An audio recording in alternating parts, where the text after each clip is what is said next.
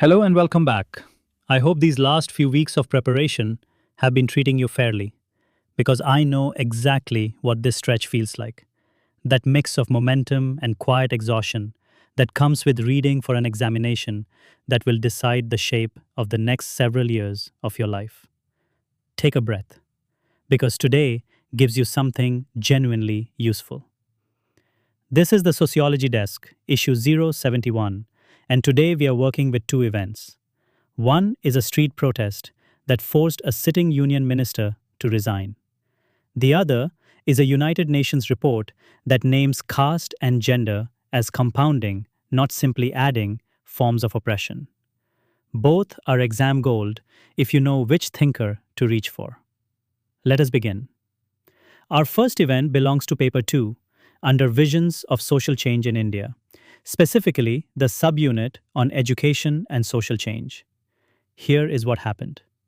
A remark comparing unemployed youth to cockroaches, made carelessly by a public figure, was picked up by a young graduate and turned into a satirical online collective called the Cockroach Janta Party. Within weeks, it became a genuine mass movement, and it forced India's education minister to resign after sustained protests over leaked examination papers and student suicides. Now, you might be thinking, this sounds like a current affairs story, not a sociology answer. That is exactly the trap. Let me show you the theory hiding inside it. The first concept you must anchor this event on is the distinction between a personal trouble and a public issue. When a single student takes their own life after a leaked examination paper, the average answer treats it as personal tragedy.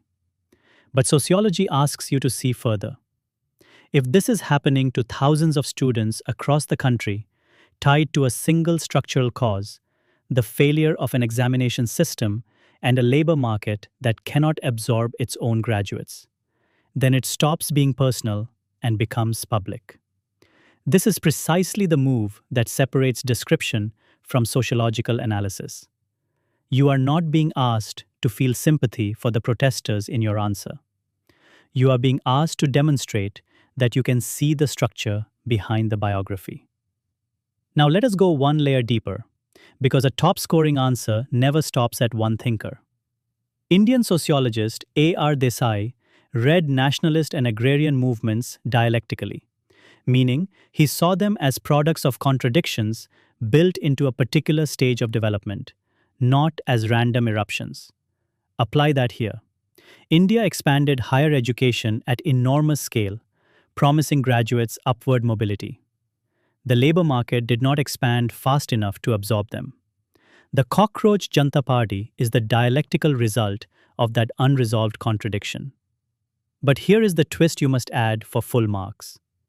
Once any movement succeeds and starts debating whether to become a formal political party, a German theorist named Robert Michels warned that even the most democratic organization eventually drifts toward oligarchic control by its own leadership. That tension is your counterargument. The single thinker to anchor your entire answer on is the American sociologist C. Wright Mills, and the concept is the sociological imagination. Mills defined it as the capacity to grasp the connection between personal biography and the wider structure of history and society. Here is a formulation you can reproduce almost exactly in your script. As Mills argued in his book, The Sociological Imagination, the first fruit of this imagination is the idea that an individual can only understand their own experience by locating themselves within their historical period. Write that sentence into your answer, attribute it correctly to Mills and his actual work, and you have already signaled to the examiner that you know your thinker, not just your current affairs. Examiner's hat on for a moment, because this is the most important slide in today's video. A script that earns around 14 out of 20 will narrate the protest almost like a newspaper report. Who did what, when the minister resigned. It mentions Mills in passing without naming his concept precisely.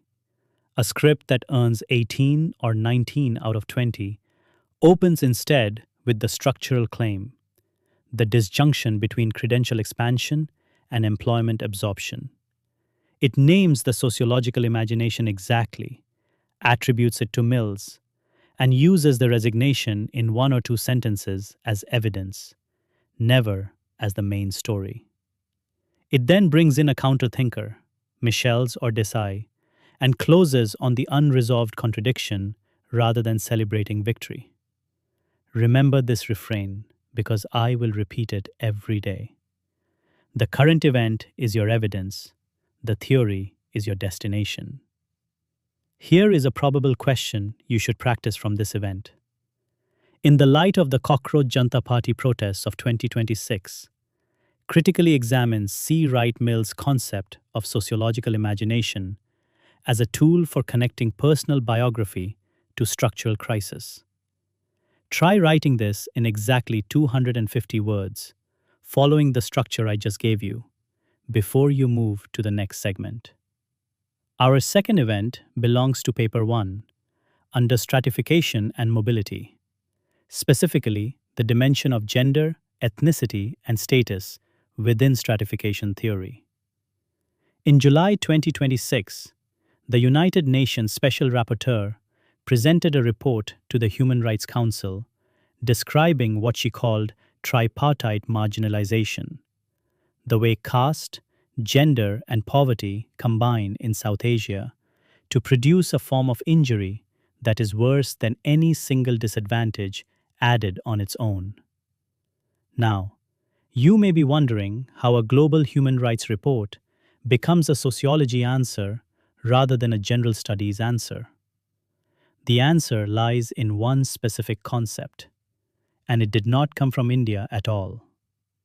The concept you need here is symbolic violence, developed by the French sociologist Pierre Bourdieu. Symbolic violence is domination that works not through open coercion, but through the misrecognition and complicity of the dominated themselves, who come to experience an unequal order as simply the natural way things are. Apply this directly to caste-based violence against Dalit women.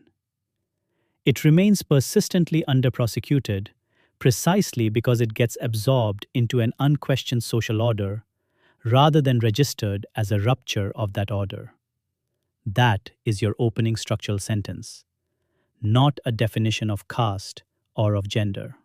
But do not stop at Bourdieu, because a French concept applied uncritically to India will cost you marks for lack of grounding.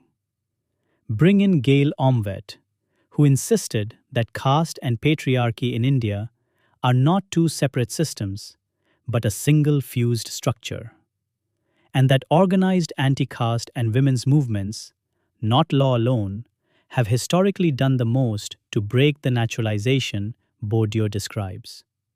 Then add Yogendra Singh, who argued that legal and constitutional modernization does produce real, if uneven, structural mobility within Indian tradition. Singh's point tempers Bourdieu's pessimism.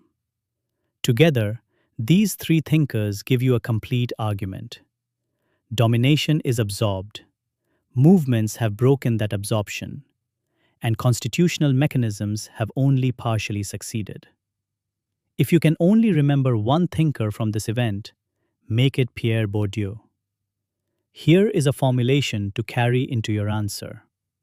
As Bourdieu argued in his work Masculine Domination, symbolic violence is a gentle, invisible form of violence that operates through the very cognitive structures of those who submit to it. Write that, attribute the book correctly, and follow it immediately with the caste gender evidence in one sentence. That single move, precise concept plus precise attribution plus compressed evidence, is worth more marks than 3 paragraphs of general discussion on caste discrimination. Examiner's hat on again. A 14 out of 20 script on this theme will list statistics on caste violence against women and gesture vaguely at intersectionality as a buzzword. An 18 or 19 out of 20 script names the exact mechanism, misrecognition and complicity, tests it against a named Indian thinker such as Omvet or Singh, and resists treating a Western concept as automatically transferable without qualification. It uses the UN report in 1 or 2 lines only as the empirical trigger and closes on the gap between structural misrecognition and incomplete institutional reform. Once again, the event is your evidence, the theory is your destination. Here is your second practice question.